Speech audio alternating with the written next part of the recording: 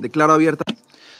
The 9,520th meeting of the Security Council is called to order. The provisional agenda for this meeting is the situation in the Middle East, including the Palestinian question. The agenda is adopted. In accordance with Rule 37 of the Council's Provisional Rules of Procedure, I invite the representatives of Egypt and Israel to participate in this meeting. It is so decided. I propose that the Council invite the permanent observer of the Observer State of Palestine to the United Nations to participate in the meeting in accordance with the Provisional Rules of Procedure and the previous practice in this regard. There being no objection, it is so decided. The Security Council will now begin its consideration of Item 2 of the agenda.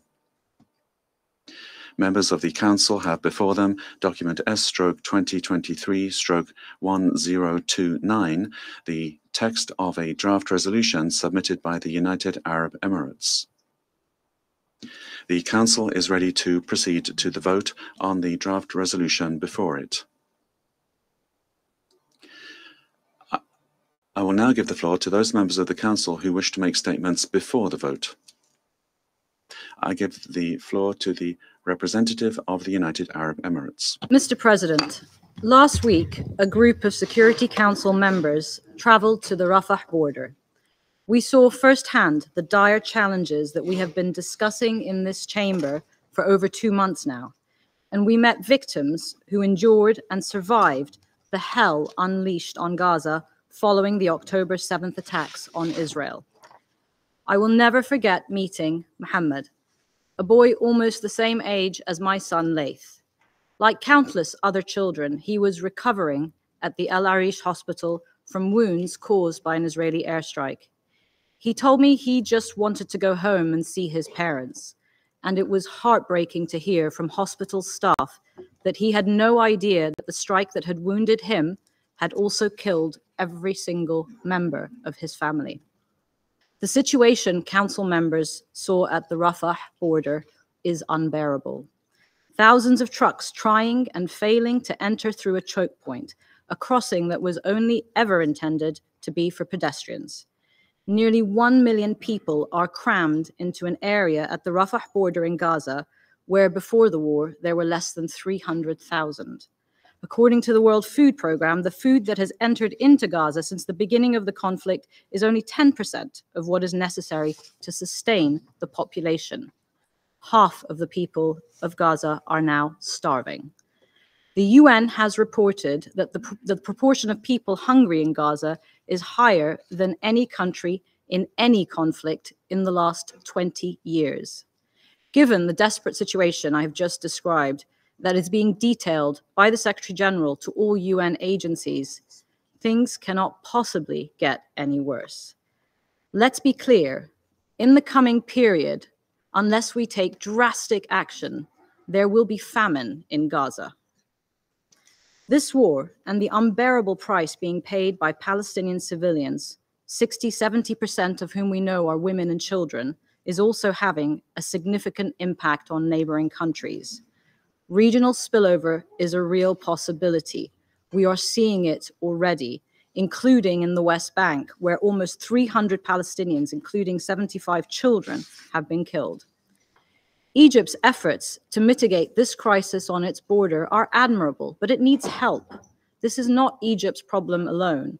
There must be an international response, and this is why the Security Council has been asked to urgently step in.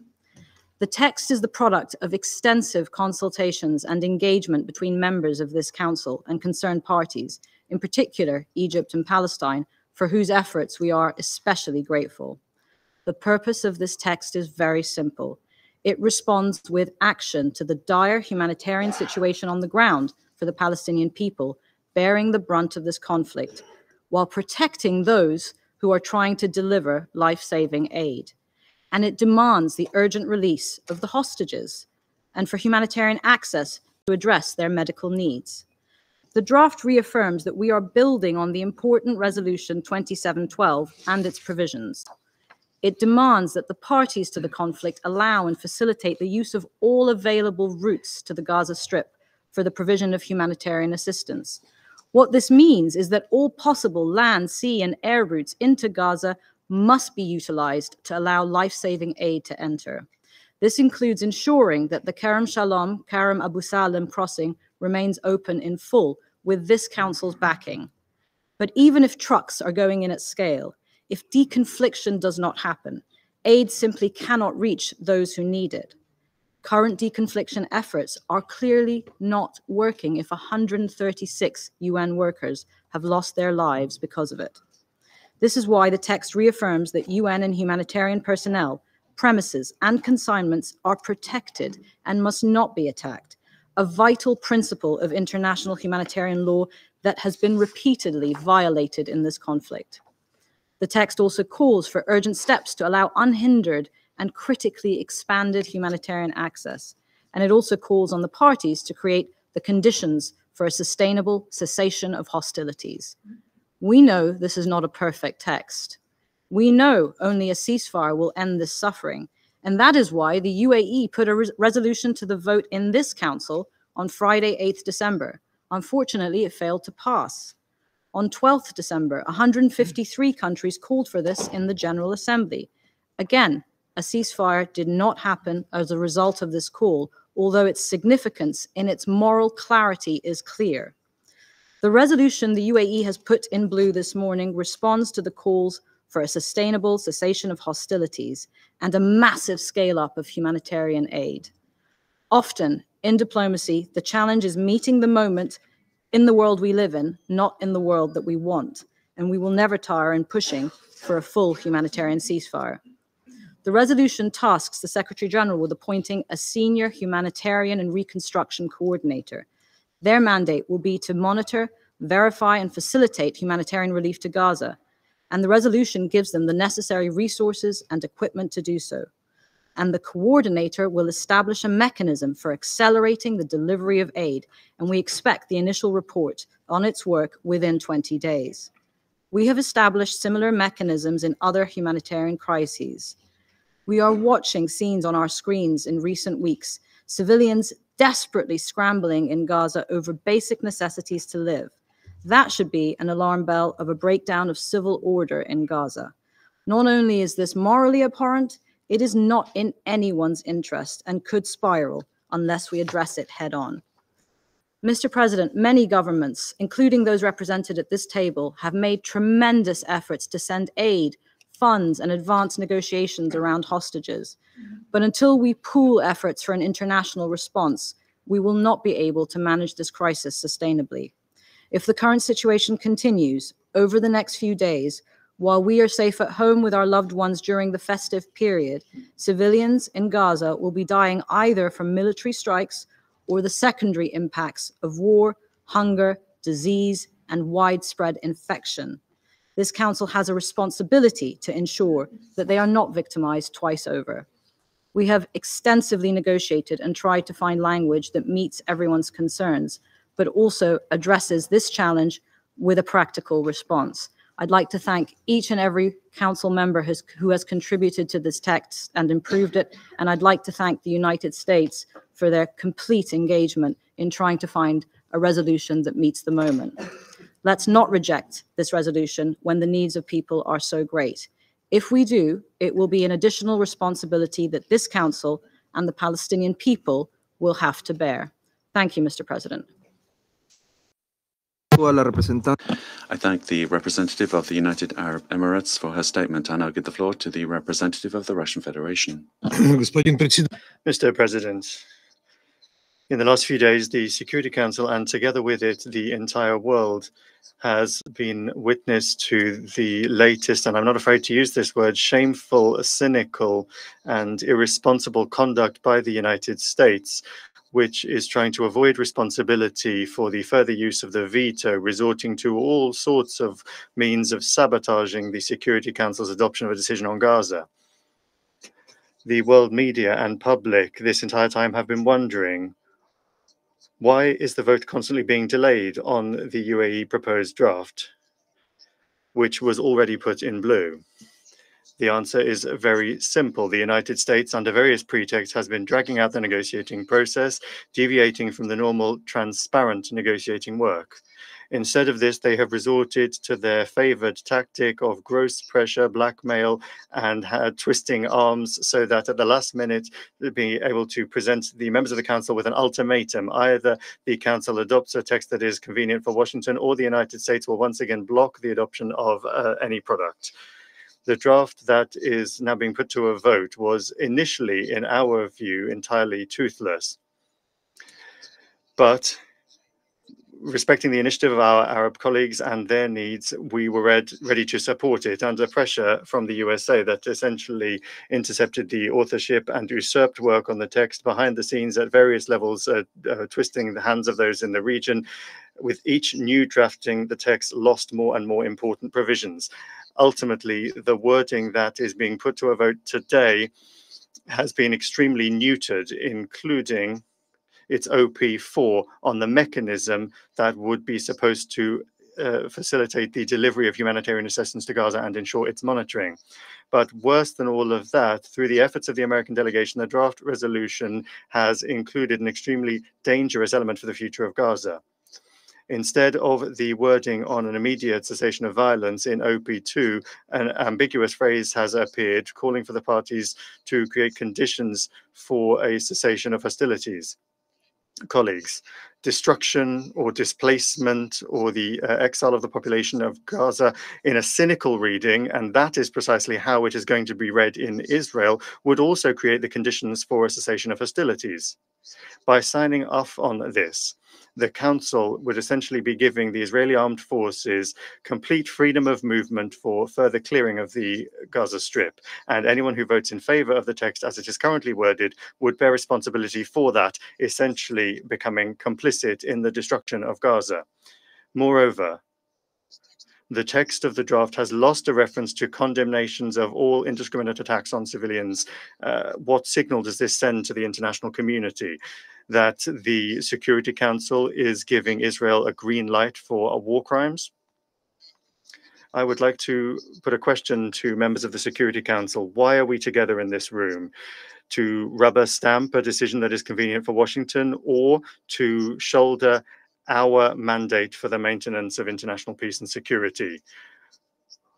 We still believe that we're here for the second, for the latter, in order to give the Council a chance to save face and to preserve its battered reputation over the last few days. We propose reverting to the wording from the initial draft in blue on cessation of violence. The Russian Federation proposed the following oral amendment to OP2. Instead of the wording, and in this regard calls for urgent steps to immediately allow safe, unhindered and expanded humanitarian access and to create the conditions for a sustainable cessation of hostilities. Add the wording. And in this regard, calls for an urgent suspension of hostilities to allow safe and unhindered humanitarian access and for urgent steps towards a sustainable cessation of hostilities. That wording was in the text of the draft resolution put in blue by the authors, and that was awaiting a vote. Of course, it is not ideal. You all know very well that Russia from the very beginning has consistently defended the need for an immediate ceasefire.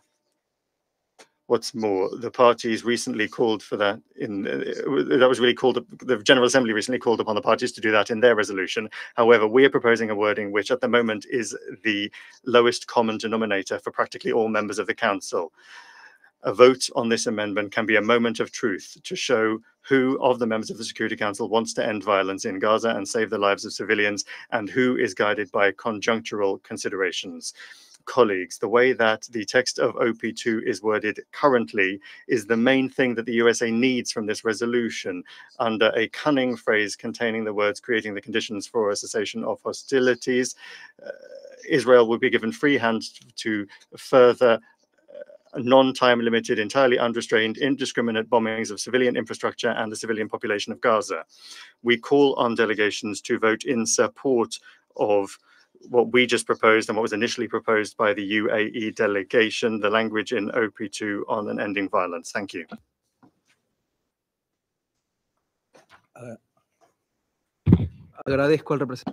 I thank the representative of the Russian Federation for his statement. The members of the Council have before them a draft amendment presented by the Russian Federation to the text of the draft resolution that we have in document S/2023/1029. Article 36 of the Provisional Rules of the Council provides for the following. When an amendment leads to an addition or a deletion from a draft resolution, that amendment should be submitted to voting first of all. And therefore, I have the intention to submit the draft amendment to the vote at the beginning. Who is in favor of the draft amendment, please raise your hand.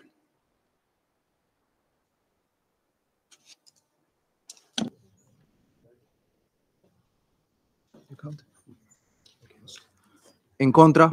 Against?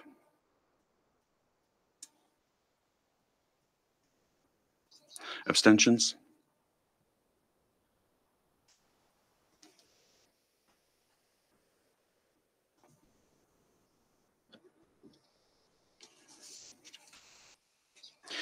The result of the vote is as follows.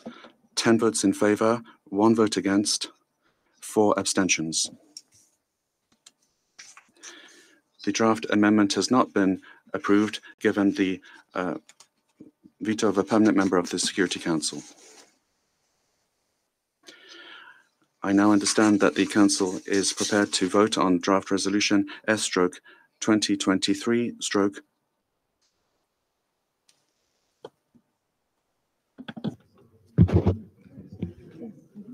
Previo a esto, Prior to that, we will give the floor to the United States. Thank you very much. I'm not going to respond to Russia's rant, a country that has also created conditions that they are complaining about now in their unprovoked war in Ukraine. But colleagues, the United States, as you see, we did not support the amendment put forward by Russia. We believe the humanitarian resolution before us calls for urgent steps to immediately allow safe, unhindered, and expanded humanitarian access and to create the conditions for sustainable cessation of hostilities. This is a strong step forward, and we believe the Council should speak out in the amendments, in the resolution that's been put before us and move forward with a vote on this resolution. So thank you very much. agradezco a la I thank the representative of the United States for her statement. So now we will proceed to the voting. I understand that the Council is ready to vote on the draft resolution contained in document S/2023/1029. I will now submit the draft resolution to the vote. Those in favor of the draft resolution contained in document S/2023/1029, please raise their hand.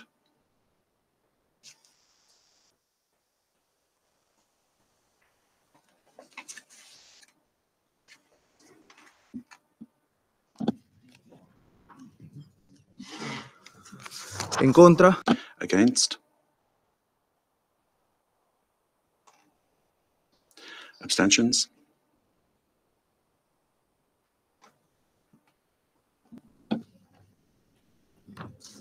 El resultado de la votación. The result of the vote is as follows. 13 votes in favor, 0 votes against, 2 abstentions. The draft resolution has been adopted as Resolution 2720. I will now give the floor to the members of the Council who would like to make a statement after the vote.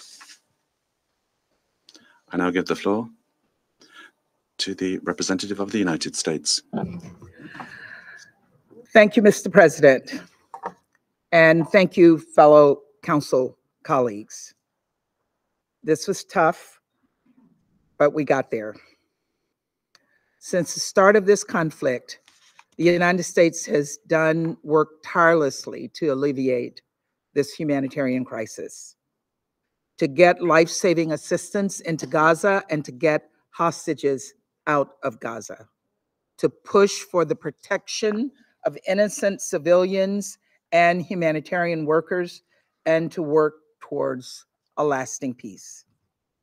Today's vote bolsters those efforts and lends support to our direct diplomacy. And I want to thank the UAE and others for working with us in good faith to craft a strong humanitarian-focused resolution. It took many days and many long nights of negotiating to get this right. But today, this council provided a glimmer of hope amongst a sea of unimaginable suffering. Today, this council called for urgent steps to immediately allow safe, unhindered, and expanded humanitarian access, and to create the conditions for a sustainable cessation of hostilities. I'll note that this is the first time this council has used this language we believe is critical to scaling up aid and underscoring the tough steps ahead as we work together to achieve a lasting peace. Colleagues, today this council made clear that addressing the humanitarian crisis in Gaza needs to remain at the forefront of our agenda. Today this council made clear that all hostages must be released immediately and unconditionally, and that humanitarian groups must be able to access hostages, including for medical visits. Today, this council made clear that all parties must respect international humanitarian law. Today, this council made clear that civilian and humanitarian facilities, including hospitals, medical facilities, schools, places of worship, and UN facilities, as well as humanitarian personnel and medical personnel, must be protected. This applies to all parties to this conflict. To Israel, but also to Hamas, a terror group that instigated this conflict and that wages war from inside homes and hospitals and UN sites and uses innocent civilians as human shields, an act of cowardice and cruelty. Colleagues, today this council made clear the need to ensure humanitarian personnel and assistance, including fuel, food, medical supplies, and emergency shelter assistance, can reach people in need. It is hard to overstate how urgent this is. Just yesterday, humanitarian groups released a report on the dire food security crisis in Gaza, and the word famine has started to enter the vocabulary of humanitarian leaders I've met with. Surgeries are being performed without anesthesia. People are huddled in overcrowded UN shelters. Others are sleeping in the streets. This resolution speaks to the severity of this crisis, and it calls on us all to do more. For our part, the United States has worked tirelessly to scale up the delivery of humanitarian aid through direct, persistent presidential diplomacy. In the beginning of this conflict, we helped secure an agreement to open the Rafah crossing. Last month, we helped secure a deal that led to an extended humanitarian pause, during which more than 100 hostages were released and additional aid got into Gaza. And last week, we helped secure the opening of the crossing at Kerem Shalom for direct delivery of assistance to civilians in Gaza. This resolution puts the weight of the Security Council behind these efforts and bolsters them by calling for the appointment of a senior UN official who will work to expedite the delivery of humanitarian aid at scale and in a sustained way. We know humanitarians are already doing the impossible, and we are there to do everything in our power to support their life-saving work. It is vital that when implementing this resolution, the UN builds on the progress we have seen on the ground. And we look forward to this new official working with humanitarian actors and relevant parties, including Israel. We know so much more needs to be done to address this humanitarian crisis and to lay the groundwork for a lasting peace. And let's be clear, Hamas has no interest in a lasting peace. Hamas is determined to repeat the horrors of October 7th over and over and over again. And that is why the United States supports Israel's right to protect its people from acts of terror. And I'll note that the resolution does not support any steps that would leave Hamas in power, which in turn would undermine the prospects for a two-state solution, where Gaza and the West Bank are reunited under a single governance structure, under a revamped and revitalized Palestinian Authority. We must, colleagues, we must work towards a future where Israelis and Palestinians live side by side in peace. This is the only way forward. Ultimately, while we are encouraged that the Council spoke out on this humanitarian crisis, we're deeply disappointed, appalled actually, that once again, the Council was not able to condemn Hamas's horrific terrorist attack on October 7th. And I can't understand why some Council members are standing in the way and why they refuse to condemn these evils unequivocally. Why is it so hard to condemn Hamas for slaughtering young people at a concert, for burning families alive, for the reports of widespread sexual violence?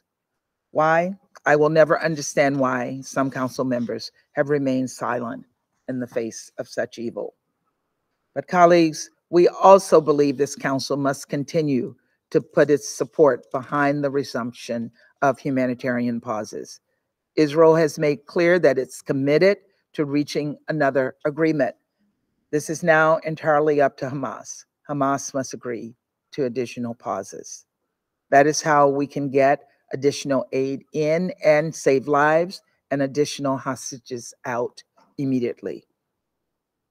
Today, this Council spoke out, but we know that only progress on the ground can turn these words into action.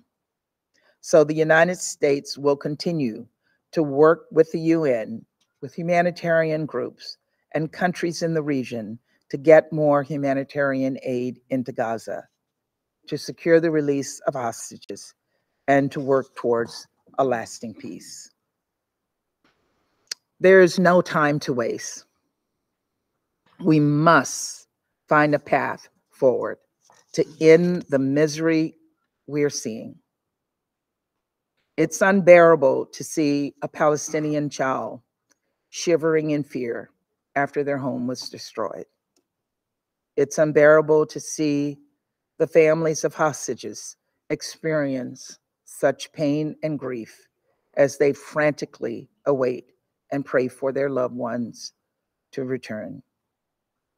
My heart is filled with pain, and I know the same is true for so many people around the world. So we must work together to alleviate this tremendous suffering once and for all. Thank you. Agradezco. I thank the representative of the United States for her statement. I now give the floor to the representative of the United Kingdom.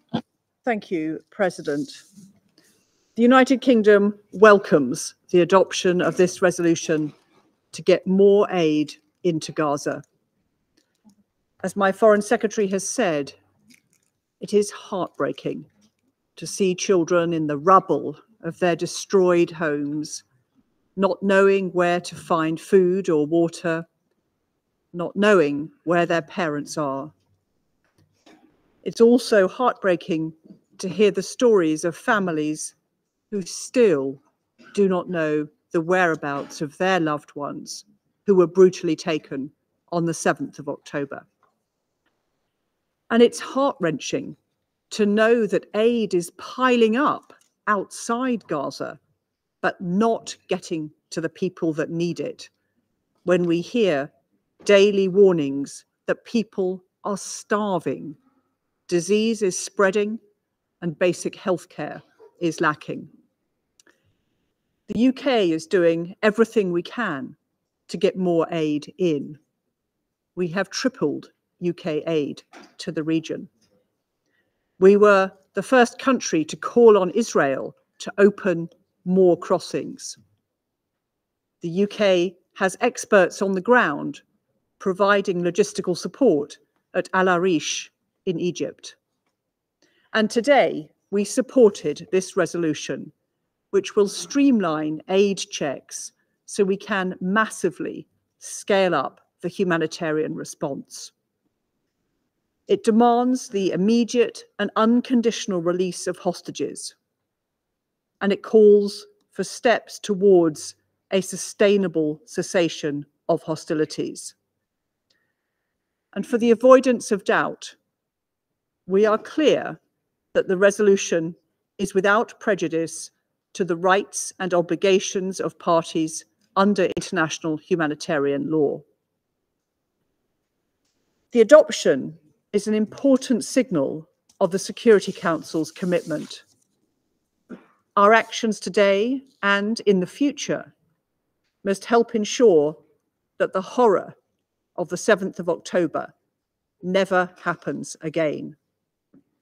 We unequivocally condemn Hamas's acts of terror and support Israel's right to self-defense. My Prime Minister and Foreign Secretary have been loud and clear in their calls for a sustainable ceasefire as soon as possible.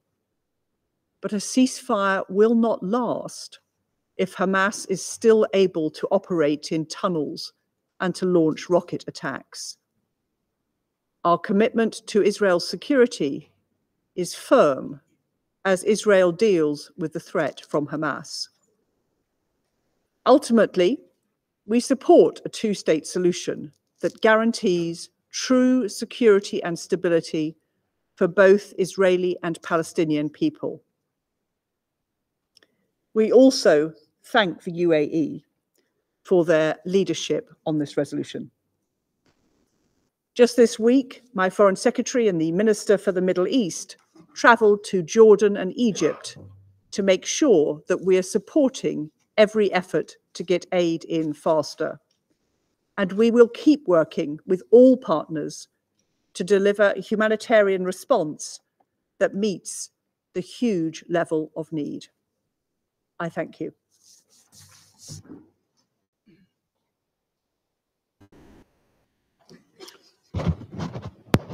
Grazie. I thank the representative of the United Kingdom for her statement, and I'll give the floor to the representative of Brazil. Thank you, Mr. President. Mr. President, Brazil welcomes today's adoption. We thank the United Arab Emirates for tirelessly conducting and facilitating the negotiations, and also for organizing the trip to Rafah, which enabled a first-hand account of the challenging humanitarian work being carried out in the region. This terrible crisis tests our humanity daily. The time for a humanitarian response to the suffering of civilians in Gaza is now, not tomorrow, not when this conflict finally ends. After more than 70 days of hostilities, the situation in Gaza is dire. The remaining hostages must be released immediately. Civilians and civilian facilities must be protected. This is not just a moral or ethical choice, it is an obligation under international humanitarian law, as is humanitarian access. The amount of aid allowed into Gaza must be substantially increased to meet the needs of the people who depend on it throughout Gaza, and should contain all essential items, including fuel. Egypt's efforts to facilitate the use of Rafah crossing by United Nations humanitarian agencies and their implementing partners has been crucial. We welcome the recent announcement by Israel of the opening of the Kerem Shalom crossing for the direct delivery of humanitarian aid to Gaza. Brazil calls for the full implementation of the adopted resolutions. Today's resolution provides for a monitoring mechanism for the UN to inspect the delivery of aid. The UN must be provided with the necessary means to carry out this task. The aim is to increase and expedite the entry and delivery of much-needed international assistance. The Council must remain seized of the matter for as long as it takes. And Mr. President, since this is probably our last formal session during our current mandate, I would like to thank all members of this Council for the trust and cooperation with our delegation during these 2 years. I speak on behalf of my entire delegation and of my capital in expressing how much we appreciated working with all of you at different levels and in a vast array of very important topics on the UN agenda of peace and security. We end our term with a sense of accomplishment of the priorities that Brazil always sets when discharging its duties at the UN in general and as a non-permanent member of this Council.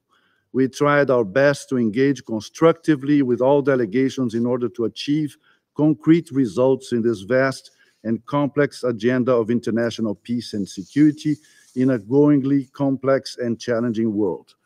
5 participations of our foreign minister at council meetings in October, in November on the Palestine question illustrate the importance we attach to the council and to the matters under its consideration.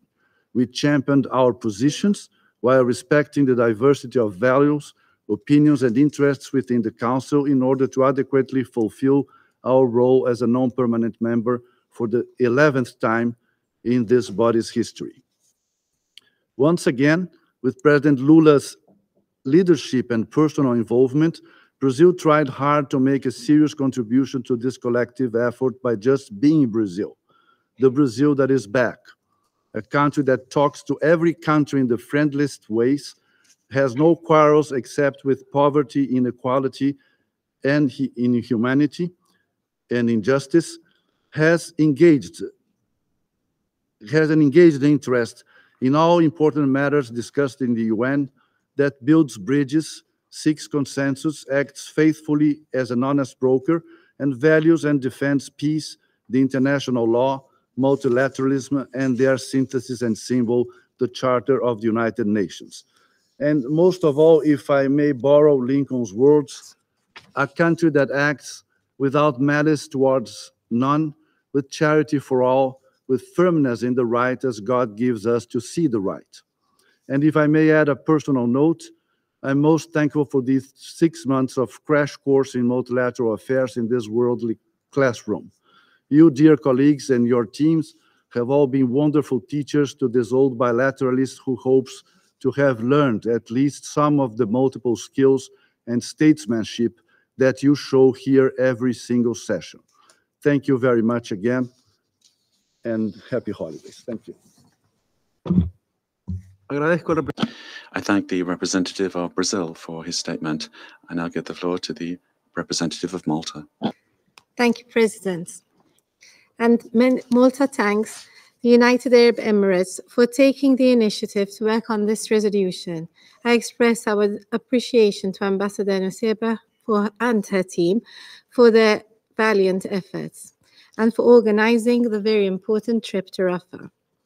Malta has consistently expressed grave concern and sought to alleviate the dire humanitarian crisis in the Gaza Strip. Over the past 3 months, this humanitarian crisis has been severely aggravated by the obstruction of adequate emergency humanitarian aid, personnel, and food and water into Gaza. The untenable situation required our urgent attention. This is why we have voted in favor of this text, and we demand for the full implementation of this and Resolution 2712. However, we remain firm in our belief that an immediate ceasefire is the only tangible and realistic measure that can ease the suffering and extreme hardship of the Gazan people. We reiterate that all parties must comply with their obligations under international law, including those regarding the protection of civilians and civilian sites, with accountability for those who violate them. Medical and humanitarian personnel and their assets must be protected to allow the population safety, reprieve, dignity, and in times of acute crisis and anguish. We are already much too late. We welcome the establishment of an aid monitoring mechanism for Gaza as outlined in this resolution. However, its implementation must not add an additional barrier or slow down the principal's delivery of humanitarian assistance. On the contrary, it should rapidly and efficiently facilitate it. We expect that the technical expertise and vast experience of the UN will direct the implementation of this mechanism in coordination with relevant states. Without this, the desperately needed UN humanitarian response will be placed in jeopardy, and the UN and humanitarian staff be placed at great risk. In closing, President, the end of hostilities must also be accompanied with a political urgency to build a durable foundation for peace. We welcome the resolution's clear and unwavering commitment to the two-state solution, where two democratic states, Israel and Palestine, live side by side in peace and security in line with the relevant Security Council resolutions and internationally agreed parameters. I thank you. I thank the representative of Malta for her statement. I now give the floor to the representative of China. Mr. President, this repeatedly postponed Council vote today has received extensive attention by all. Over the past few days, in order to maximize consensus, the UAE delegation made tireless efforts and resubmitted the draft resolution late last night. We welcome the adoption of this draft resolution that was put to vote just now. For reasons known to all, this draft resolution has made quite a number of adjustments in some important aspects, and these adjustments are not consistent with the efforts we made and do not meet our expectations. At the same time, given the urgency of the situation on the ground and given the humanitarian catastrophe in Gaza that is getting more dire by the day, the Council's present action offers at least a glimmer of hope for more and faster delivery of humanitarian supplies to Gaza. Of course, whether this glimmer of hope can be truly felt by the people of Gaza in the midst of this disaster also depends on whether the resolution can be effectively implemented and whether the relevant provisions of the resolution can be carried out without compromise. We expect urgent actions to be taken pursuant to this Council resolution to expand humanitarian assistance to Gaza, including by making full use of the Kerem Shalom crossing and the opening of additional crossings to ensure the safe and unimpeded entry of sufficient humanitarian supplies into Gaza. We hope that the monitoring mechanism newly provided for in the resolution will be put in place as soon as possible. We look forward to SG's timely reporting to the Council on the implementation of this resolution. The Council should stand ready to take further actions at any time to resolve the problems and difficulties encountered in the implementation of the resolution. The resolution reaffirms that all parties to the conflict should comply with the obligations under international law, including international humanitarian law.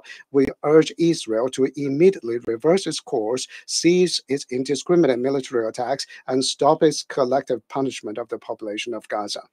As the occupying power, Israel has an obligation to safeguard the humanitarian needs for the population of Gaza and to guarantee the safety of humanitarian workers in Gaza. Mr. President, it should be observed that the realization of a ceasefire remains the overriding prerequisite. Only a ceasefire can prevent greater casualties of civilians, including hostages. Only a ceasefire can prevent the regional conflict from spiraling out of control. And only a ceasefire can prevent the prospects for a political settlement from being completely destroyed. This is the reason why we voted in favor of Russia's amendment. We also regret that this amendment was vetoed. Going forward, China would like to work with all Council members to promote further responsible and meaningful action by the Council in a timely manner, and to continue to make unremitting efforts to bring an end to the fighting in Gaza, to effectively implement the two-state solution, and to realize peace and stability in the Middle East at an early date. I thank you, Mr. President. I thank the representative of China for their statement. I now give the floor to the representative of Japan. Thank you, Mr. President. The catastrophic humanitarian situation in Gaza needs urgent attention and meaningful action by this Council. Thus, we are deeply grateful for the UAE and our friends in the Arab group for their constructive engagement with all Council members to this end. Japan voted in favor of this resolution. Given the deepening humanitarian crisis, it is indispensable to immediately scale up emergency assistance to and throughout Gaza. There is no safe place for the people in Gaza, and they cannot wait any longer for the Council to act. We also demand the immediate and unconditional release of all hostages. Therefore, we are pleased that the Council finally adopted another resolution today to address urgent humanitarian needs in Gaza, and we hope this will be a first step towards real change on the ground. Mr. President, full-fledged but sensitive diplomacy is underway to further scale up emergency humanitarian assistance to Gaza. In this vein, we highly appreciate the serious diplomatic efforts that the United States has been conducting in the region to improve the situation on the ground. The entry of humanitarian convoys into Gaza through the Kerem Shalom crossing is one of the results of these efforts, but more needs to be done. Japan, as a responsible member of the Security Council, remains committed to addressing the devastating humanitarian crisis in Gaza. Even now, gunfire and bombardment continue, and this must stop immediately for a period that allows for meaningful humanitarian operation to aid those who are enduring this grave humanitarian catastrophe and suffering. Thank you, President. I thank the representative of Japan for his statement, and I give the floor to the representative of Switzerland. Thank you, Mr. President. Switzerland voted in favor of the resolution, and we welcome its adoption. I would like to thank the delegation of the United Arab Emirates and all colleagues, members of the Council, but also from the region, for their tireless efforts to find a compromise in order to alleviate the disastrous humanitarian situation existing in the Gaza Strip. It's essential that this Council speak to protect civilians. The images of the Rafah crossing clearly show this. The civilian population is desperate. It needs the immediate support of the international community to survive. If this compromise, because of its nature, is below many expectations, this resolution, as well as the opening up of Kerem Shalom crossing, is a contribution to help. The resolution provides for a post of humanitarian and reconstruction coordinator to establish a UN mechanism that will provide all the necessary flexibility to rationalize and improve the effectiveness of procedures and ensure that humanitarian aid is able to reach people that need it as soon as possible. Switzerland welcomes the agreement found in the Council that should contribute to an effective implementation of humanitarian aid on the ground to save lives. And also, in order to provide rapid, safe, and unhindered humanitarian access, the resolution calls for the conditions to be created for a lasting ceasefire that does not prejudice Israel's right to defend its security. It should make it possible to ensure the unconditional immediate release of all hostages that have been held since the terrorist attacks of the 7th of October last that Switzerland firmly condemned. The resolution today is complementary to international humanitarian law, according to which all parties to a conflict, as well as non-warring parties, have the obligation to authorize and facilitate rescue operations aimed to help the population in need. Thank you. I thank the representative of Switzerland for her statement. I now give the floor to the representative of Albania. Thank you, Mr. President. We commend the UAE, as penholder, and others involved from the region and from outside for the tremendous efforts to come with the text we just adopted. We welcome the adoption of this important resolution and consider it as an important step forward in dealing with the urgency of the dire situation in Gaza. We would have liked a more robust text, including on some important key issues that are missing there. But the text has clear merits which guided our position, and we welcome the establishment of a clear and straightforward mechanism to allow unhindered access for humanitarian assistance at scale to the population in Gaza and make a real difference on the ground. People in Gaza are going hungry. They need assistance. Countless families are in dire need. They must be helped now, today, and every day. Therefore, it is urgent for the UN to step up. And this is all this resolution provides for: urgent steps to immediately allow safe, unhindered, and expanded humanitarian access at scale, and to create the conditions for a sustainable cessation of hostilities. Mr. President, we call for and look forward to the speedy and full implementation of this resolution. But we want to be clear: we support the cessation of hostilities with the aim to save civilians, to help innocent Palestinians rebuild their lives. All those who are trapped in a bloody conflict, children, women, entire families, everyone who doesn't deserve to suffer or die. Therefore, our vote in favor cannot and must not be seen, understood, or misused by Hamas in any way or any circumstance, directly or indirectly, as condoning the unacceptable and the unjustifiable, and for them to continue to use what belongs to and should go only to the people of Gaza to plan and attack Israel and its population, as they've been doing since October 7th. All Palestinians must unite under the leadership of the Palestinian Authority, pursue the path of peace and negotiations, and use all political means in order to build their future, have their state, and ensure their freedom and dignity, together and along with Israel living in security. It is a clear position we have expressed repeatedly during the last 2 years, and is one of the key wishes and hopes we will keep with us as we exit the Security Council. I thank you. I thank the representative of Albania for his statement. I now give the floor to the representative of France. Merci, monsieur. Thank you, Mr. President. France thanks the United Arab Emirates for preparing this resolution and would like to thank them for their efforts throughout the negotiating process.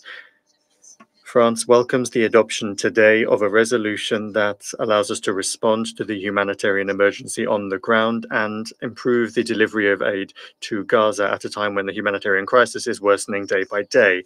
Yesterday, we all saw the reports of a serious risk of famine in Gaza, and the Secretary General raised the alarm over the humanitarian tragedy currently underway in Gaza. It is urgent that more humanitarian assistance be delivered to the civilian population of Gaza that need it more than ever. This resolution calls for urgent steps to be taken to create the conditions for a sustainable cessation of hostilities. We would have preferred the Council to be able to speak more ambitiously on this subject. Since the beginning of the conflict, France has been pleading for an immediate, durable humanitarian truce that should lead to a lasting ceasefire.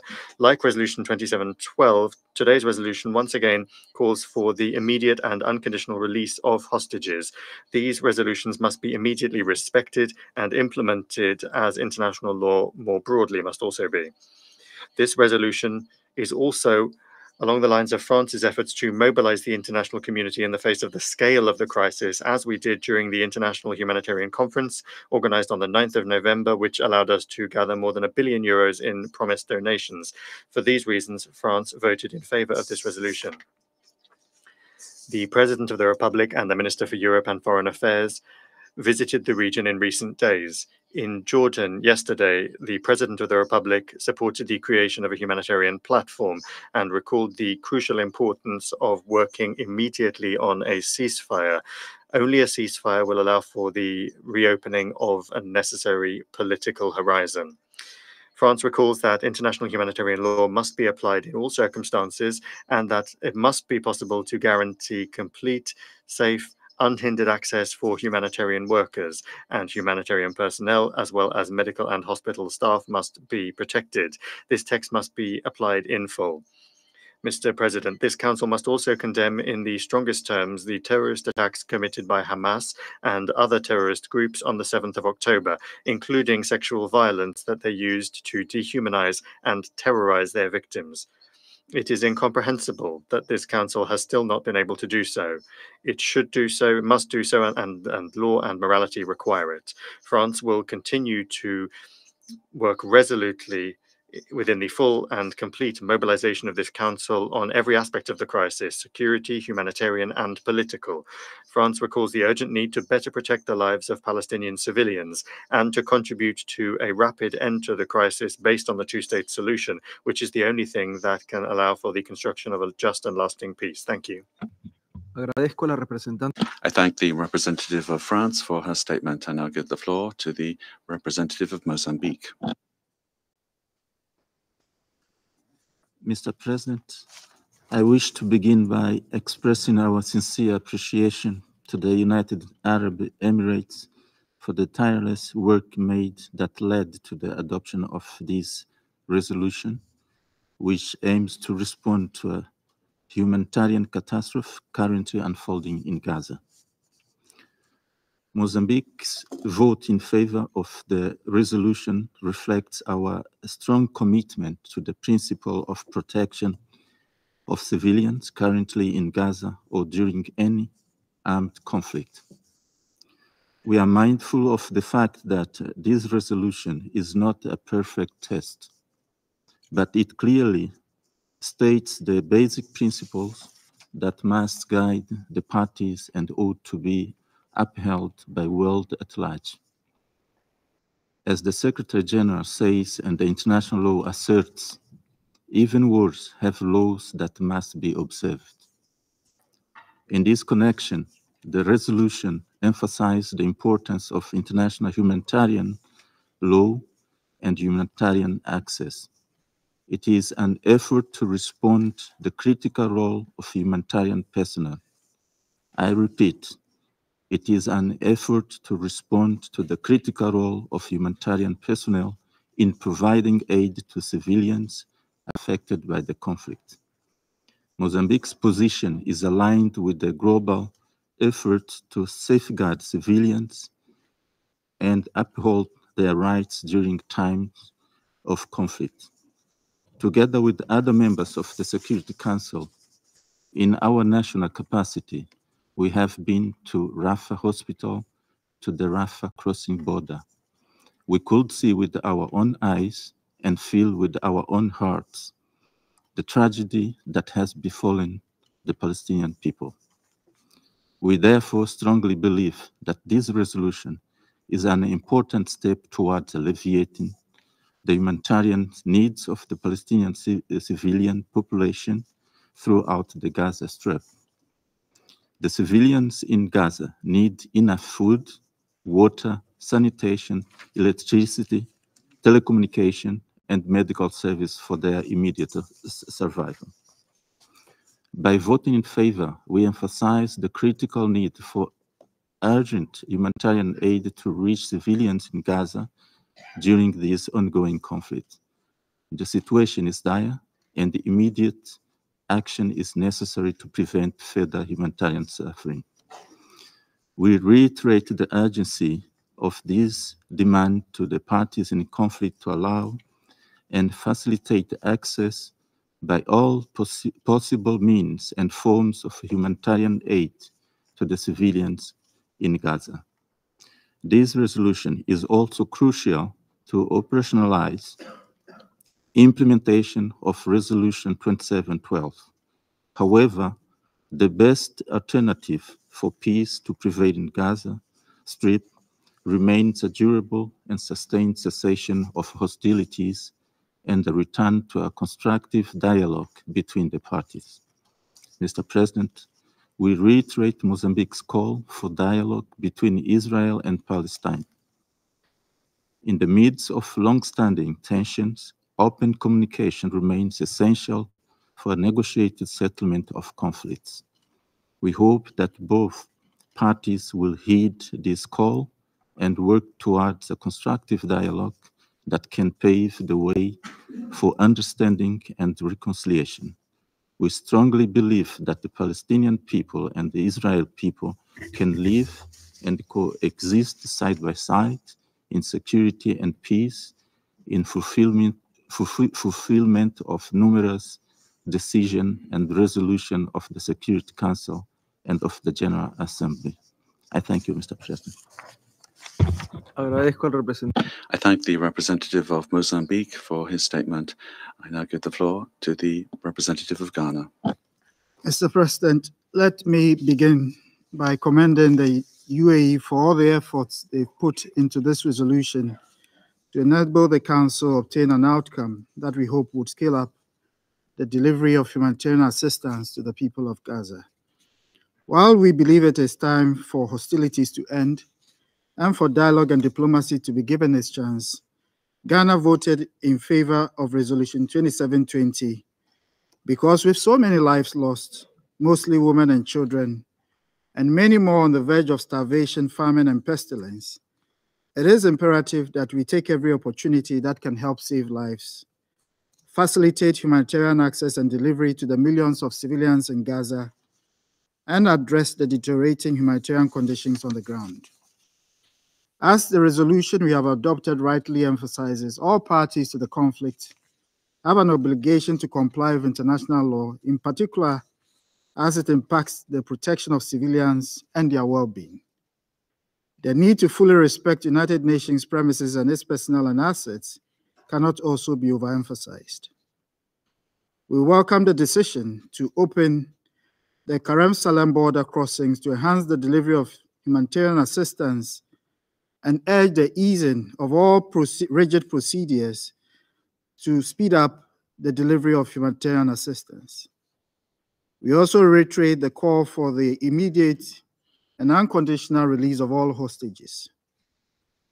Mr. President, as this would be Ghana's final remarks on this subject during our present membership of the Security Council, we urge the Council not to lose sight of its historical responsibility for the implementation of the two-state solution, even in this most darkest of moments. We believe, as we have often stated, that the two-state solution on the basis of the 1967 borders with Jerusalem as a shared capital is the key to the resolution of the instability in the Middle East. In this regard, the renewal of the political horizon should be a commitment that the Council should not waver from. Finally, we express the hope that the implementation of the resolution just adopted will be done in good faith to save human lives in both the Gaza Strip and Israel, and see the appointment by the Secretary General of a representative in this regard as important. May the coming year open new paths of opportunity to resolve this decades-long conflict. I thank you. I thank the representative of Ghana. I now give the floor to the representative of the Russian Federation. Mr. President, distinguished colleagues, earlier when I introduced our amendment, I said that the vote on it would be a moment of truth. And that's what happened. The United States once again exposed their true face in front of the entire world, blocking an even extremely weak call on the part of the Council for a cessation of hostilities in Gaza. Instead of that, Washington is playing an extremely underhanded game, of forcing into the text an essential license for Israel to kill Palestinian civilians in Gaza under the pretext, and I quote, of creating conditions for a cessation of hostilities. Today at the briefing, the coordinator on strategic communications of the National Security Council of the White House, John Kirby, said that the Israeli authorities understand the need to lower the intensity of the fighting in the Gaza Strip. It's up to them to take the decision about the timeline of when that would take place. Colleagues, this is a tragic moment for the Council, not a moment of the triumph of multilateral diplomacy, but rather one of a gross, unprincipled blackmail and open scorn on the part of Washington for the suffering of Palestinians and the hopes of the global community to put an end to all of this. Today, the permanent representative of the USA spoke about the direct bilateral diplomacy of Washington at a high level. Previously, we've heard this argument, and we can see what it has led to.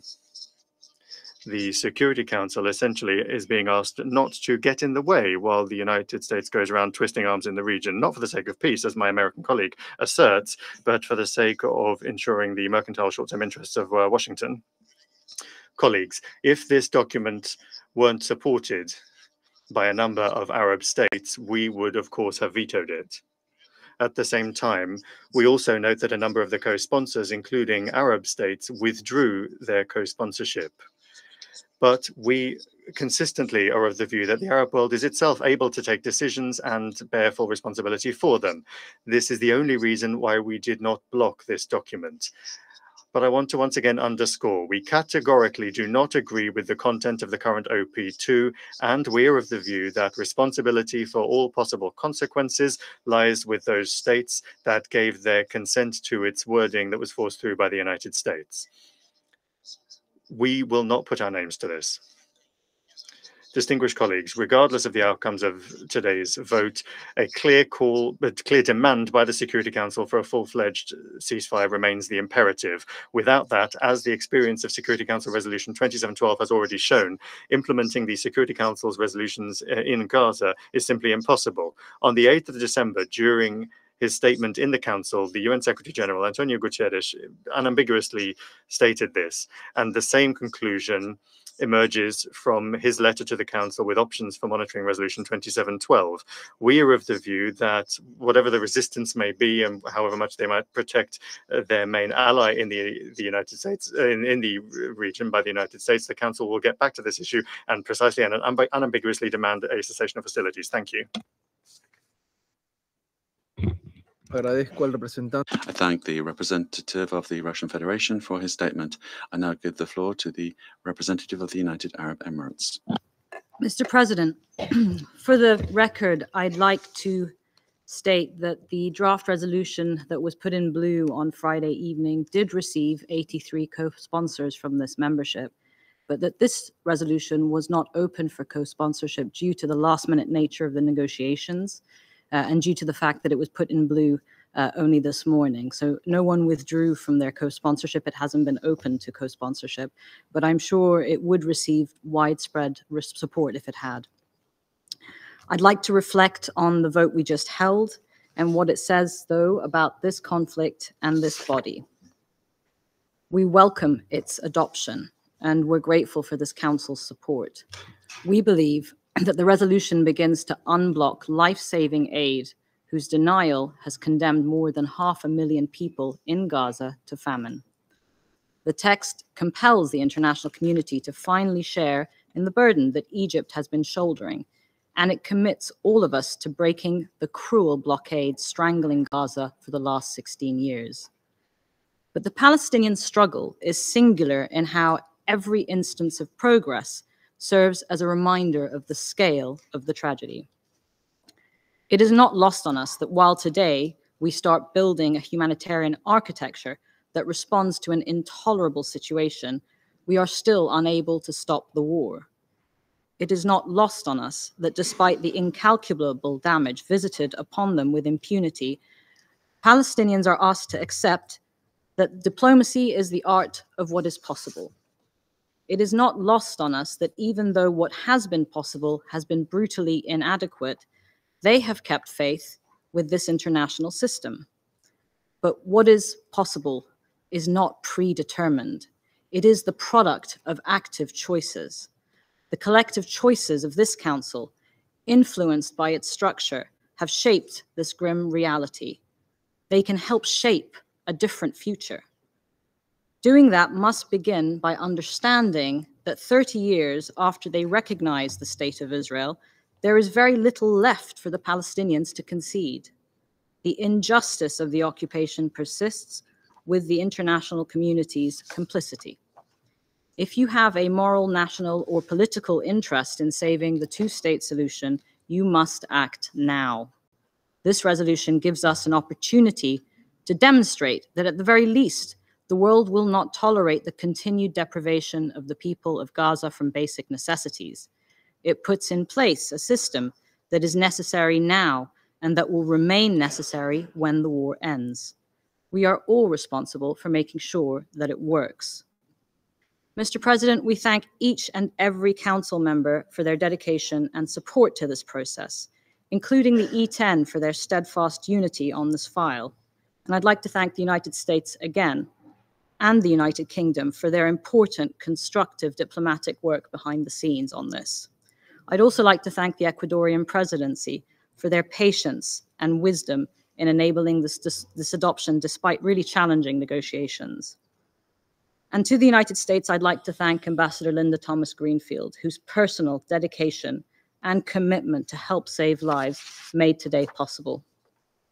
This outcome will enable life-saving humanitarian assistance to get into Gaza and reach those in need. It will quite literally make the difference between life and death for hundreds, if not thousands, of civilians. It is vital that this council lives up to its responsibility by ensuring its full implementation. But as we help save lives here in Gaza, so too we must focus here on restoring the hope in resolving the Israeli-Palestinian conflict. Today's resolution is an important step on the long journey ahead. Any lasting and comprehensive solution demands an end to the war in Gaza, addressing the dramatic situation of those internally displaced, uniting Gaza and the West Bank under a single, legitimate, and representative Palestinian Authority, reconstructing what has been destroyed, and ensuring that never again shall violence, incitement, and terror be allowed to thrive. None of this will be sustainable if there is no equality between Israelis and Palestinians in charting their shared destiny together. It can never be a just peace if equality and dignity are not the basis of it. This resolution gives us a signal of that political horizon ahead. The two-state solution with an independent and sovereign Palestinian state is the only path to achieving a just peace that guarantees security, stability, and prosperity for the Palestinian and Israeli people alike, who both have a right to statehood in their ancestral land. The UAE will never tire in its pursuit of that goal. Thank you, Mr. President.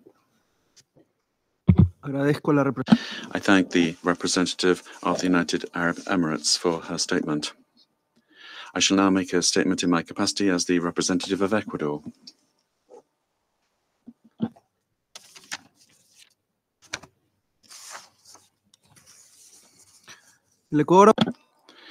The Council has voted in favour of the draft that we have been considering. This was the outcome of careful negotiations, and this shows the good faith and the constructive spirit that can achieve this. We very much appreciate the willingness shown by all members, and we hope that this will be repeated in other matters. The humanitarian situation in Gaza is disastrous, despairing situation. During our visit last week, we saw so many people suffering, and the alleviation of their suffering must be our priority. The aid that has reached Gaza is not sufficient for the civilian population. The text that we have voted aims to significantly increase the quantity of aid and calls for the necessary steps to be taken to make this possible.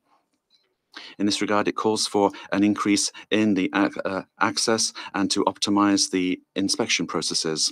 For Ecuador, it is of vital importance that humanitarian aid be delivered in sufficient quantities and that there be adequate inspections to ensure that those inspections are reliable. This resolution in no way contravenes the previous resolution 2712 and should be seen as an additional step towards the urgent need for a ceasefire. Excellencies, in this text, the Council deplores the violations of international humanitarian law, violence against civilians, and acts of terrorism, and it also demands the unconditional immediate release of all hostages. It couldn't be otherwise. Ecuador repeats our robust condemnation of the acts committed by Hamas on the 7th of October, and we believe that the text could have clearly mentioned the fact that the hostages are in the hands of Hamas and other groups. But you cannot always get a perfect text, and the important thing is the humanitarian aspect here. And it's also very important that at times such as these, the text reiterates the commitment of this Council to the two-state solution, and Ecuador is convinced that this is the only path towards peace and security in the area. And we hope that this resolution can be implemented urgently given the situation and will effectively contribute to alleviating the humanitarian situation in Gaza. I'd like to congratulate the United Arab Emirates delegation, which this month is ending their membership of the Council, and we are very happy to see that this resolution was approved under our presidency. Ecuador has tried to be a responsible presidency, and President Noboa and Foreign Minister have visited New York and tried to create bridges that made this kind of thing possible that we've seen today. I'd also like to thank all outgoing members, Albania, Brazil, the United Arab Emirates, Gabon, and Ghana, for their tireless contributions to our work in the last 2 years. And now I resume my functions as President of the Council. I give the floor to the permanent observer of the Observer State of Palestine. Mr. President, this conflict first met to address this Council first met to address this grave crisis when hundreds of Palestinians had been killed by Israel, the occupying power, in its siege and aggression on the Gaza Strip. The Council is now meeting after over 20,000 Palestinians have been killed, almost half of them children, and 60,000 people have been wounded, and 2 million Palestinians have been forcefully displaced. It is meeting as homes, shelters, schools, hospitals have been destroyed, and as hunger and disease are spreading like wildfire. No one should forget that what we are talking about are 2.3 million Palestinians who have been fighting for their life and facing death every single day for 75 days. They have been fighting for their lives, for their very existence for over 75 days. Mr. President, the Arab and the OIC groups, with the support of an overwhelming number of UN member states, have been mobilizing for 3 objectives. And we said that from the beginning. End the carnage immediately, immediate ceasefire, humanitarian assistance at scale, and no forced displacement. We meet today as part of this continuous effort to advance these 3 goals. Mr. President, allow me at the onset to pay tribute to all the humanitarian and health care workers who, at peril to their own lives, are struggling every single day to address and alleviate an occupation-made humanitarian catastrophe of unprecedented scale. They are operating under conditions where no place and no one is safe, under widespread and indiscriminate bombing, where hospitals and shelters and ambulances are shelled, and with minimal to no access to humanitarian supplies necessary to sustain and save lives. We pay tribute to the Palestine Red Crescent, in which many of you have met them in your trip to the Rafah crossing, to Palestinian medical and civilian rescue teams, to the personnel of the United Nations and its agencies, notably UNRWA, to the members of Palestinian and international humanitarian organizations on the ground, and to the ICRC. Their work is heroic and deserves our utmost recognition and respect. The draft resolution presented by the United Arab Emirates is to allow them to conduct their sacred mission to assist civilians in need to save human lives as Israel, the occupying power, continues to ignore the global demands for an immediate humanitarian ceasefire and to deprive the Palestinian people of the humanitarian aid they desperately need. There are thousands of trucks of humanitarian aid on the Egyptian side, and Egypt's full willingness and mobilization to see this aid delivered. You saw those thousands of truckloads from your trip from Al Arish airport to the Rafah crossing. There are over 2 million Palestinians in desperate need of such aid on the Palestinian side. This inhumane and criminal Israeli siege, this use of humanitarian aid necessary for the survival of the population as method of war has to end, and it has to end now. Mr. President, on 4th of November, the deputy head of the Israeli civil administration stated from inside Gaza, and I quote, whoever returns here, if they return here after, will find scorched earth, no houses, no agriculture, no nothing. They have no future. End of quotation. This is just one statement among far too many, demonstrating in shocking terms that what we are dealing with is an attempt at the destruction of our people and their displacement forever from their land. This is Israel's goal, its true objective. No future for Palestinians in Palestine.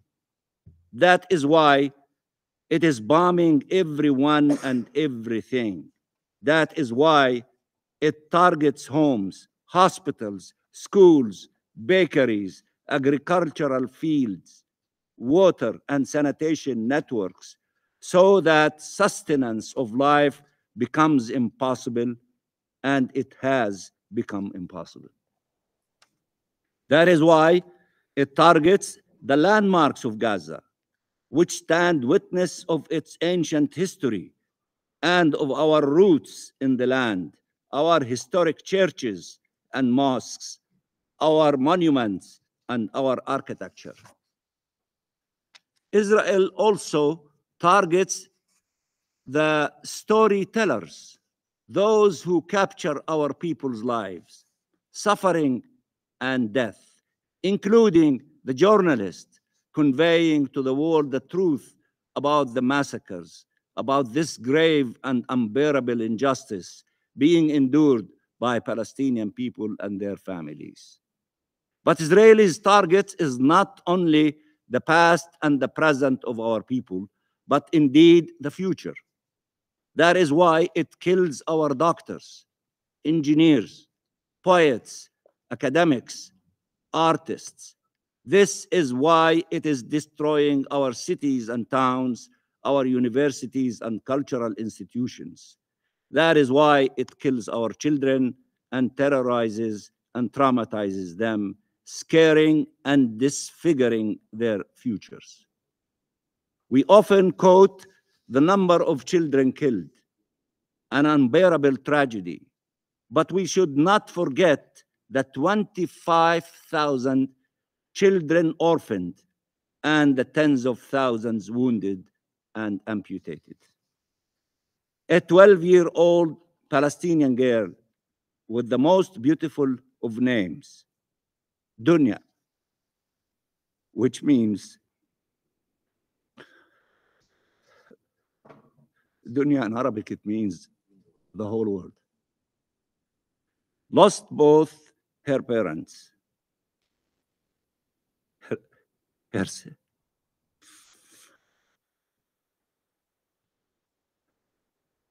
her sister, and her brother, all killed in Israelis shelling of her house. She also lost her leg, and I believe she was interviewed by the CNN journalist that United Arab Emirates managed to let her enter the Gaza Strip and to make that important report that she did. And Donia said that while she will never forget her loved ones, she has to continue living, that she would become a doctor to help children as doctors helped her. But Dunya did not live to become a doctor or to memorialize her family. She was killed a few days later in the strike in the maternity ward of Al-Nasr Hospital. Israel wants to convince us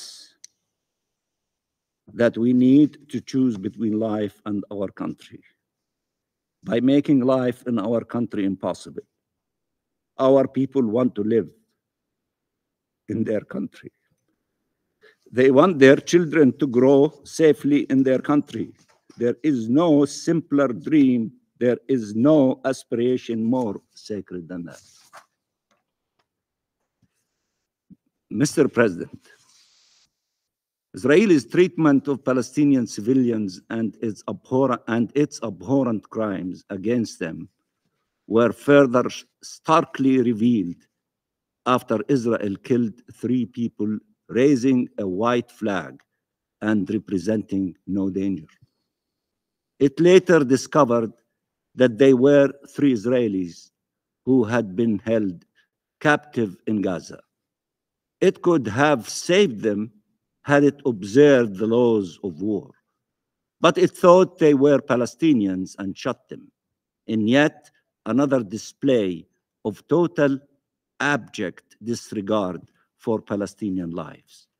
This confirms the many reports of summary executions of Palestinians being murdered in cold blood by Israeli soldiers in Gaza.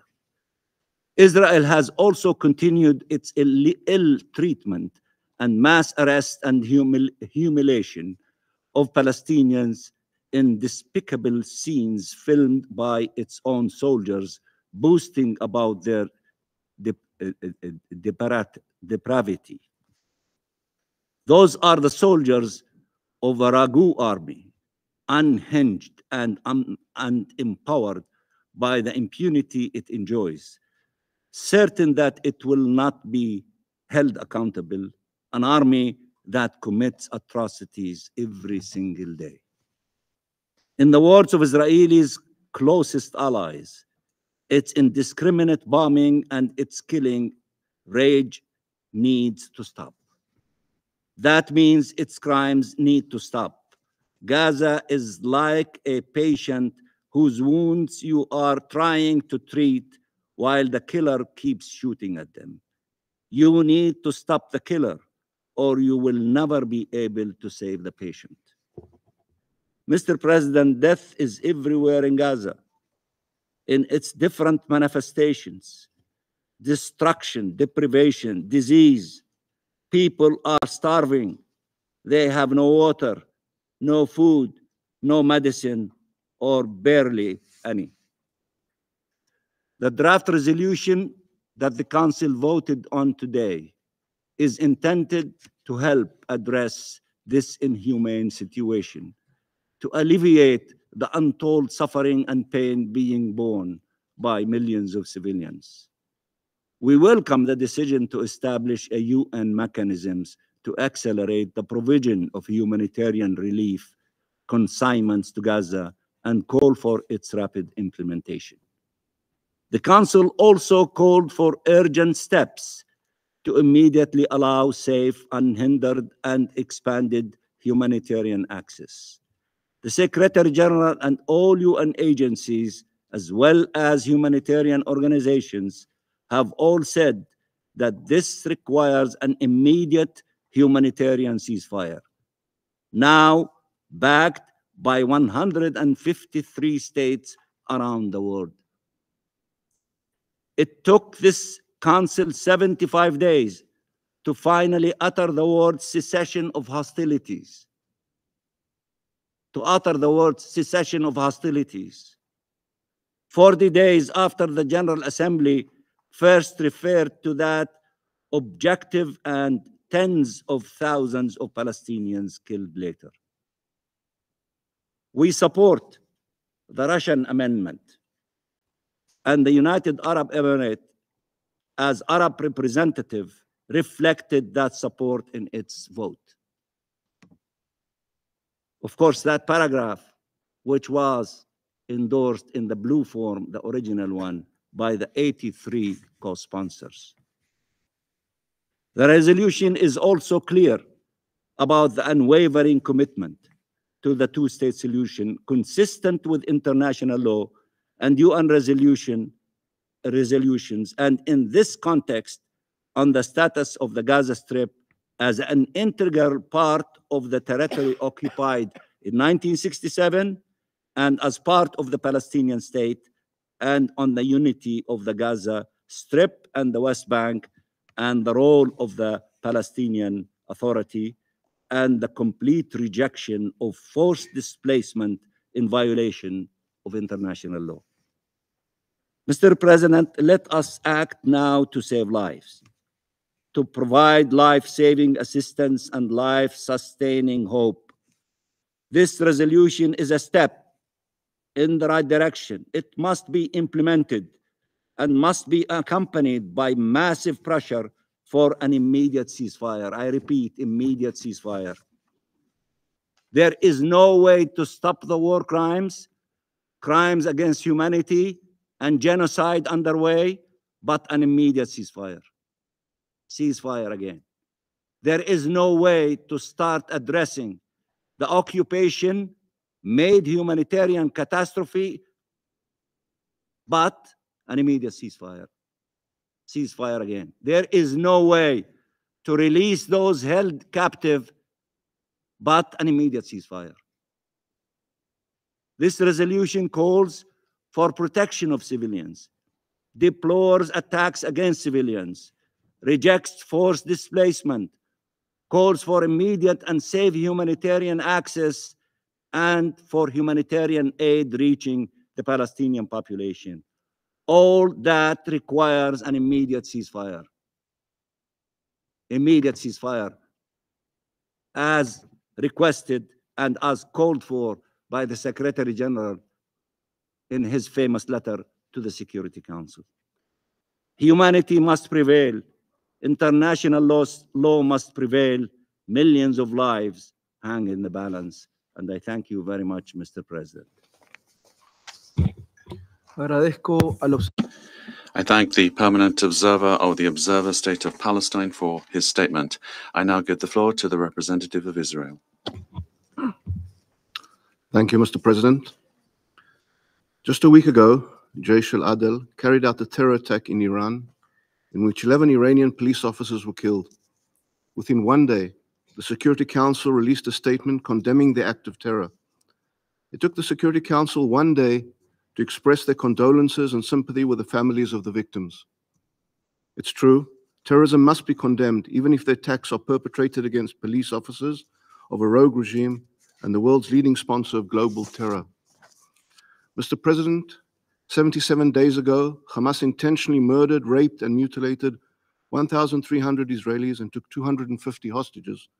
And this council still has yet to issue a single statement condemning Hamas and their atrocities. In addition to the council's inability to condemn Hamas's attack, the 130 hostages, women, children, and the elderly are still being held in Gaza and must not be allowed to become a footnote. Humanitarian aid is pouring into Gaza every single day, yet the hostages being held by Hamas are not even allowed visits by the Red Cross. This is the most heinous war crime imaginable. The hostages must be at the top of this council's agenda. Council members, there is no doubt that humanitarian aid is crucially important. Israel is already facilitating hundreds of truckloads of aid into Gaza every day. Israel is also willing and able to exponentially increase the entry of aid trucks into Gaza. Israel has already opened the Kerem Shalom crossing in order to ensure the entry of more trucks, and has also facilitated the entry of dozens of trucks that arrived from Jordan. The only roadblock for aid entry is the UN's ability to accept them. Enhancing UN monitoring or coordination of aid is not a cure-all, and any enhancement of UN aid monitoring cannot be done at the expense of Israel's security inspections. Israel not only has a right, but an obligation to guarantee its security. This is why our mission to eliminate Hamas's capabilities has not changed, and this is why security inspections of aid will not change.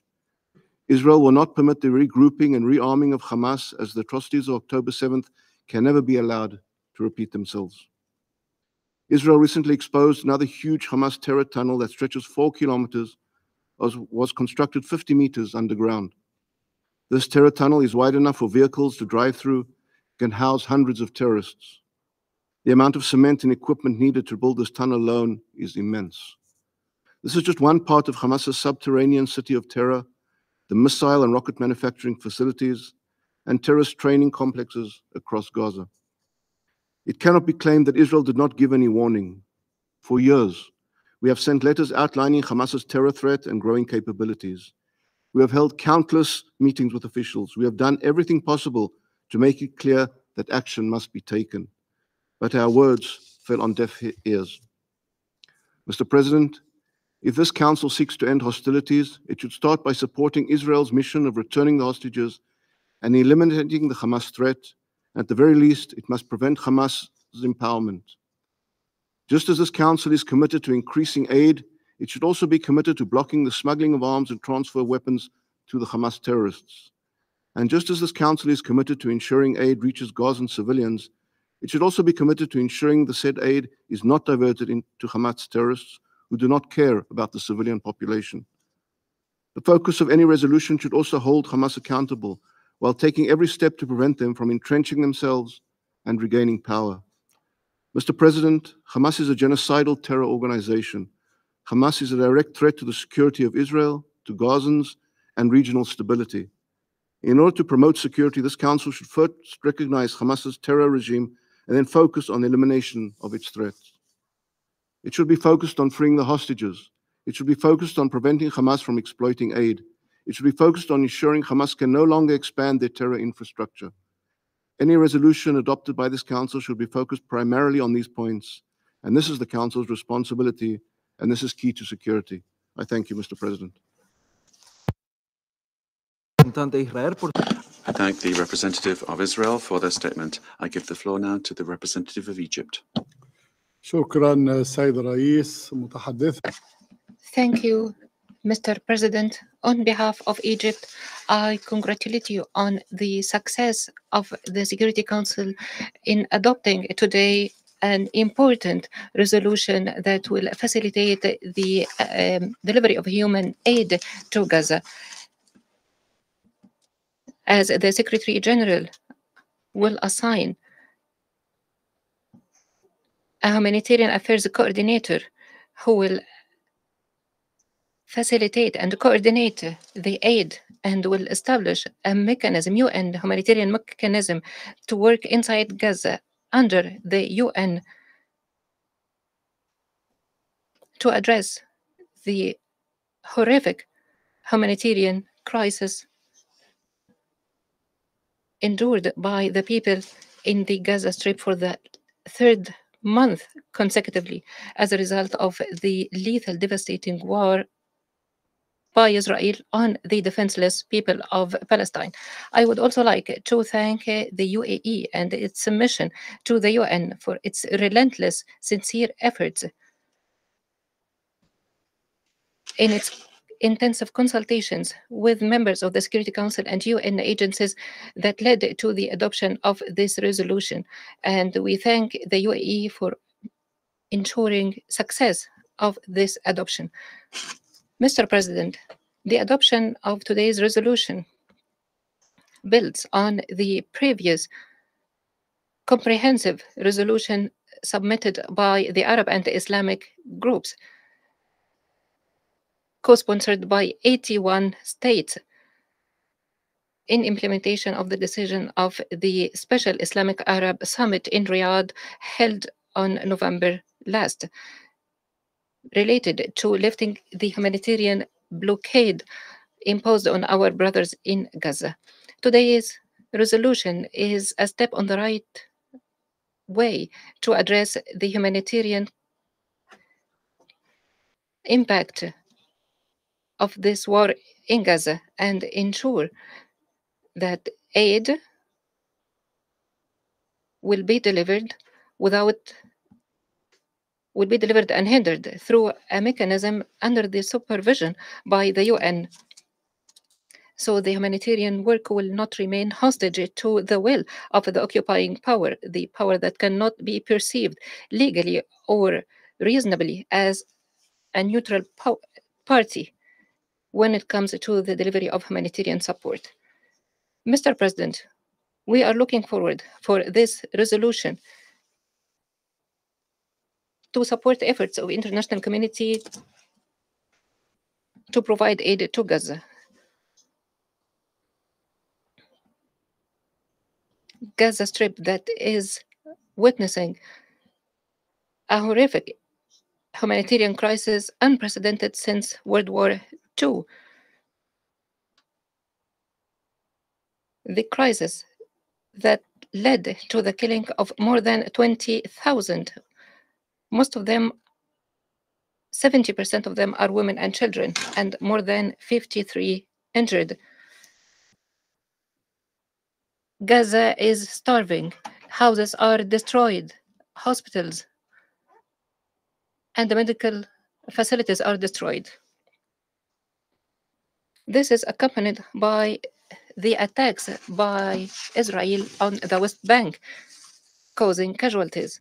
That's in addition to the continued attacks by settlers in the West Bank and East Jerusalem, which might lead to a spiral of violence in Palestine. Mr. President, Egypt expresses its thanks and appreciation to the Secretary General. We thank him again for his efforts over the past period and continuous calls for humanitarian ceasefire.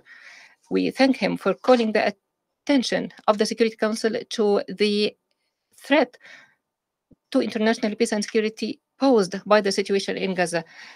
We thank him for the letter he addressed to the Security Council invoking Article 99. We also express our appreciation to the Commissioner General of UNRWA, Philip Lazzarini.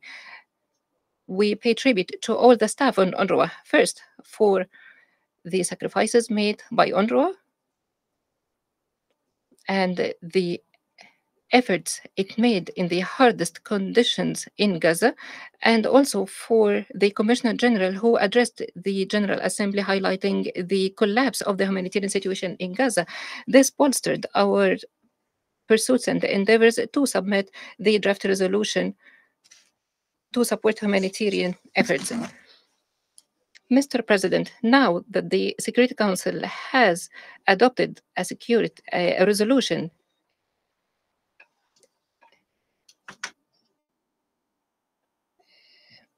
we look forward to the agencies and bodies of the UN to implement it without delay and immediately.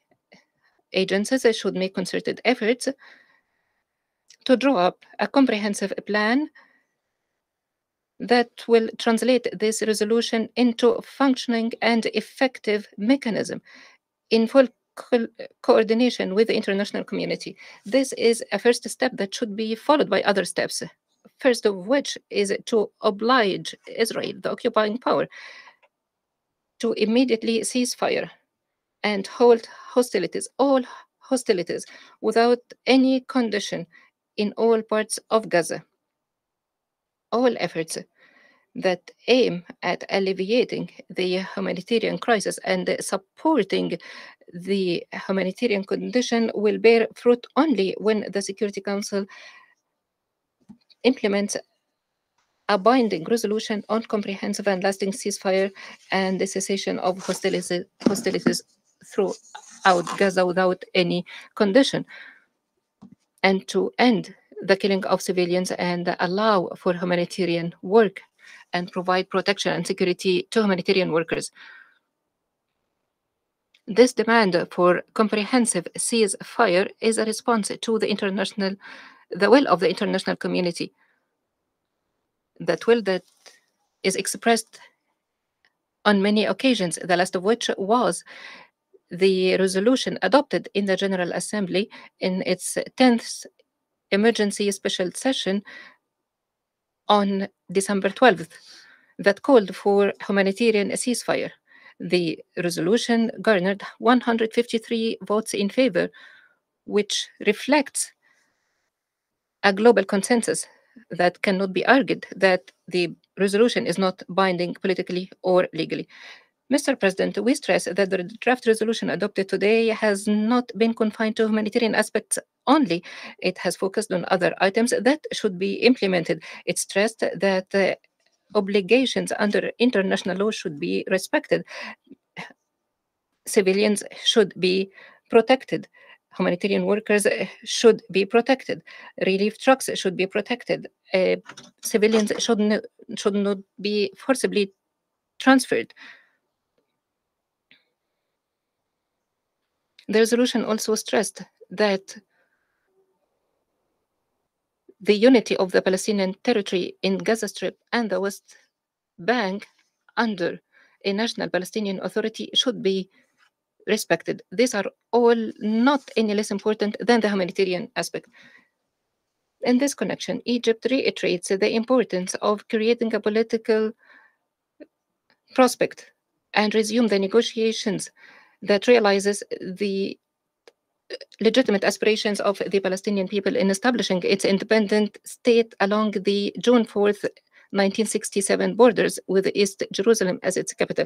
This is the only path to ensure achieving comprehensive and just peace in the region and ensure security and stability for the peoples of the region. Mr. President, your success today gives a glimmer of hope, though dim, yet it should be upheld and should be built upon to put an end to the horrific humanitarian crisis in Gaza. We call upon you to make all concerted efforts to put an end to the war and end the massive suffering endured by the defenseless Palestinian people for 3 months. Mr. President, we call upon you to make efforts to end the bloodshed of the innocent people and to save the lives of innocent people. These are the most noble goals of the Security Council and the UN at large. Thank you, Mr. President. I thank the representative of Egypt for their statement. There are no more names inscribed on the list of speakers. Before adjourning the meeting, as this is the last scheduled meeting of the Council for the month of December, I would like to express the sincere appreciation of the delegation of Ecuador to the members of the Council and to the Secretariat of the Council for all the support they have given us. Indeed, it has been a busy month and one in which we rallied to consensus on several important issues within our purview. We could not have done it alone, and without the hard work, support, and positive contributions of every delegation and the representatives of the Secretariat, including the technical support team, conference service officers, interpreters, translators, verbatim reporters, and security staff. As we end our presidency, as it draws to a close, I know I speak on behalf of the Council in wishing the delegation of France good luck in the month of January. On behalf of the Council, I'd also like to express sincere thanks of the Council to the 5 outgoing members, Albania, Brazil, Gabon, Ghana, and the United Arab Emirates. I commend their hard work and contributions during their terms on the Security Council. The meeting is adjourned.